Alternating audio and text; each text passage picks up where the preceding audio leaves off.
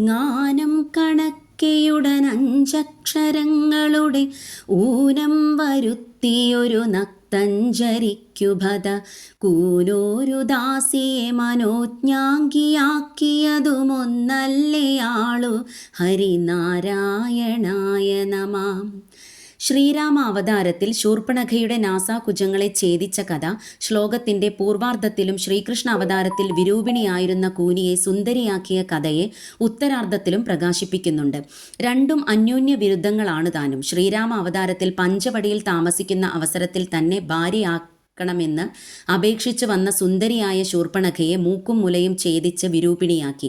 നാസികയാൽ ഉച്ചരിക്കപ്പെടേണ്ട 5 അക്ഷരങ്ങളെയും ശൂർപ്പണഖയ്ക്ക് ഉച്ചരിക്കാൻ വയ്യാതാക്കി. അതുപോലെ കൃഷ്ണാവതാരത്തിൽ കംസവധത്തിന് പോകും വഴി തനിക്ക് ചന്ദനക്കുറി തന്നവൾക്ക് 3 വളവുള്ള കൂനിയെ തൻ്റെ കൈകൊണ്ട് നിവർത്തി സുന്ദരിയാക്കി. അവളുമായി ക്രീഡിച്ച് ഉപശ്ലോകൻ എന്ന ഒരു പുത്രനെയും അവൾക്ക് കൊടുത്തു.